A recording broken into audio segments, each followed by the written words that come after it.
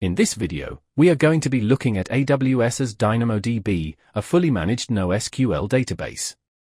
We're going to be looking at creating a table, adding records, and querying the table.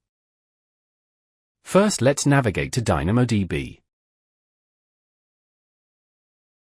Then let's create a table. Now in this example, we are going to be creating an online store.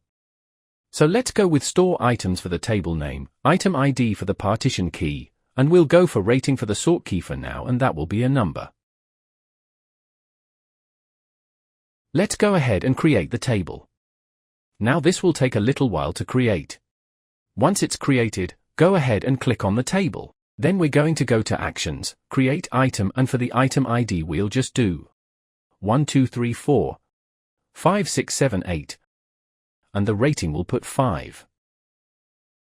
Now you can add other properties if you'd like. For example, let's add a string. We will call this one category. And put food. Then let's create the item. Once you have added your item, you can go to scan and we can run this. And it will return everything in our table. As you can see here, we have our one item. Or if you want to be more specific, you can go over to query. And here we can filter down the items in our table. So if we add our item here, and we add a rating of 5, you can see this returns our item. If we wanted to search for something else, say anything with a rating of 0, we can run that and we can see there is nothing in the table with a rating of 0.